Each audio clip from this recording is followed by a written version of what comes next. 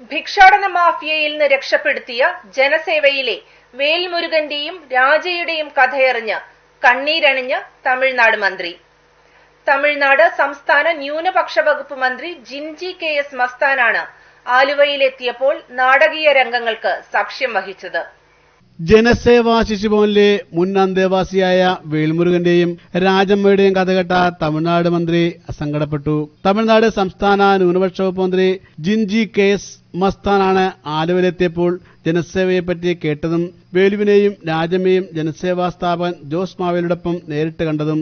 ഭിക്ഷാടന മാഫിയയിൽ നിന്ന് ജനസേവ അവരെ രക്ഷപ്പെടുത്തി സമൂഹത്തിന്റെ മുഖ്യധാരയിലെത്തിക്കുകയും രണ്ടുപേരെയും ബാങ്ക് ഉദ്യോഗസ്ഥരാക്കിയെന്നുള്ള സന്തോഷം മന്ത്രിയെയും പത്നിയെയും കണ്ണീരണിയിച്ചു.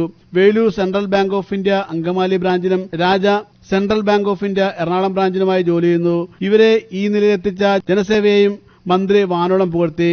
அந்த வேல்முருகனையும் ராஜாவையும் இந்த சமுதாயம் தான் பிழைப்பதற்காக சின்னஞ்சிறு பிள்ளைகளை பிச்சை எடுக்கின்ற ஒரு நிலையை உருவாக்கி நல்ல குழந்தைகளை அவருடைய உடலை சிதறடிச்சு முகத்தை சிதறடிச்சு ஒரு பார்ப்பதற்கு அருவருப்பாக இருக்கிற சூழ்நிலையை உருவாக்கி மற்றவர்கள் அனுதாபப்பட்டு அவர்களுக்கு உதவி செய்ய வேண்டும் என்ற ஒரு குறிக்கோளை உருவாக்கி அவர்கள் மூலமாக அந்த குழந்தைகள் மூலமாக பிச்சை எடுத்து ஒரு கூட்டம் பிழைப்பதற்காக அந்த வன்முறை செயலில் ஈடுபட்டு இருக்கிறது என்று சொன்னால் இது ஒரு சமுதாயத்திற்கு மிக அவமான ஒரு செயல். இந்த சமுதாயத்தை சீரமைப்பதற்காக தான் நம்மளுடைய முன்னோர்கள் எல்லாம் கடந்த காலத்தில் தன்னையே ஒப்படைத்துக் கொண்டு தியாகம் செய்து கொண்டு പണിയാക്കിനാர்கள். പൗരാവകാശ സംരക്ഷണ സമിതി ആലുവയിൽ സംഘടിപ്പിച്ച ബ്ലഡ് ഡൊണേഴ്സ് ഫോറം വാർഷിക സമ്മേളനത്തിൽ വെച്ചാണ് മന്ത്രിയുമായി വേലും രാജയും കണ്ടുമുട്ടിയത്. നന്നേ ചെറുപ്പത്തിൽ ഭിക്ഷാടന മാഫിയയുടെ പിടിയിൽപ്പെട്ട് കേരളത്തിലെത്തിയ തങ്ങളെ അന്വേഷിച്ച് ഇതുവരെ ആരും ജനസേവയിലെത്തിയില്ലെന്നും ആദ്യമായാണ് സ്വന്തം സംസ്ഥാനത്ത് നിന്ന് അധികാര സ്ഥാനത്തു നിന്നുള്ള ഒരാളുമായി സംസാരിക്കാൻ കഴിഞ്ഞെന്നും വേലും രാജുവും പറഞ്ഞു. ഇവര് പറയുന്ന കുറെ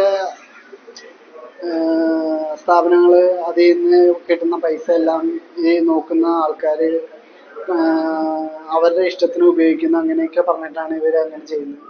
എൻ്റെ ജനസേവയിൽ ഞാൻ വളർന്നുകൊണ്ട് ഞാൻ അവിടെ ആദ്യം തൊട്ട് ഇപ്പൊ ഈ നിലയിൽ വന്നവരെ എനിക്കറിയാം ജോസങ്ങൾ എന്തൊക്കെ ചെയ്തിട്ടുണ്ടെന്നുള്ളത്. ഇപ്പൊ ആ സ്ഥാപനം ഇല്ല. കാര്യം അത് പൂട്ടിച്ചു.